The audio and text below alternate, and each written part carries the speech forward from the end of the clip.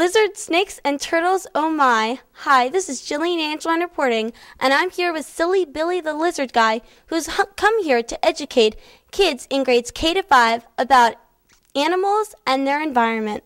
Nice. Scorpions have 8 legs like a spider.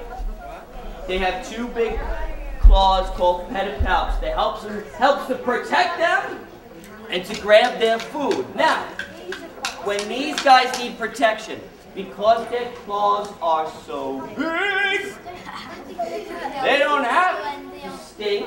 They don't need to use their poison because their claws are so big.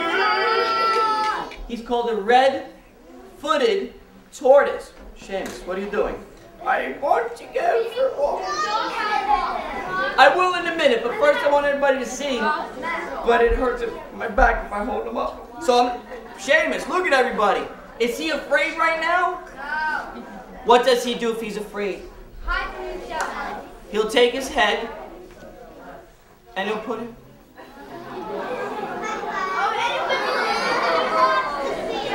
You know what? He likes you guys. Look. Happy birthday. Hey,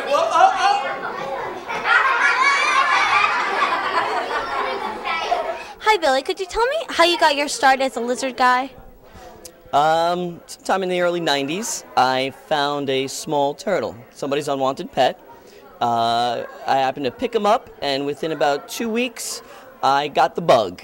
The bug for herpetology and keeping reptiles and amphibians. And about a year later, some 60 or 70 animals.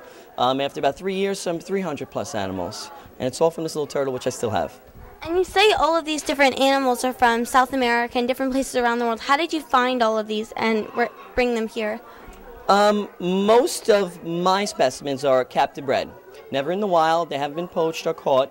They're bred in captivity. Somebody has the adults, and through breeding programs, they're hatched in places or somebody's homes. This African bullfrog is not really. This is not a grown-up. This is not an adult. You guys have. This frog should get just about 2 times as big as he is right now. This little African bullfrog is about 6 years old. And he, not just like you, Grandpa, exactly. But you're 6 already, right? All right, good. Oh, 8 senses have been taken. All right, guys, this frog, though, you guys are gonna get bigger. So is he. He can grow until he's somewhere around 8 to 10 inches across. That's about as big as a plate. That's almost as big as my pumpkin head. I got like a melon here to go with. So what have you learned over the years, and what would you like your audience to get the most out of this program?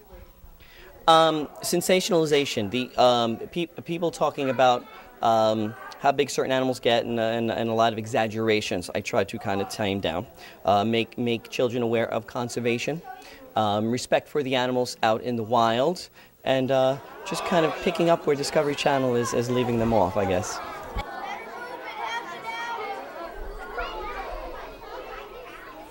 And this is Chuckles. Okay. And so now are these dangerous? At about 30 pounds, this guy I wouldn't consider dangerous to an adult. Okay. Does he have teeth? Yes. Burmese pythons, that's what he is, a Burmese python, has close to 100 teeth in his mouth. No fangs, and actually not that long. They're only used for grabbing an animal so he can bring it to the body, put a couple coils around them so he can constrict them. That's all the bite is really for. And you say that it's an albino Burmese python. Are there other Burmese pythons that aren't this color and this have these don't have these patterns?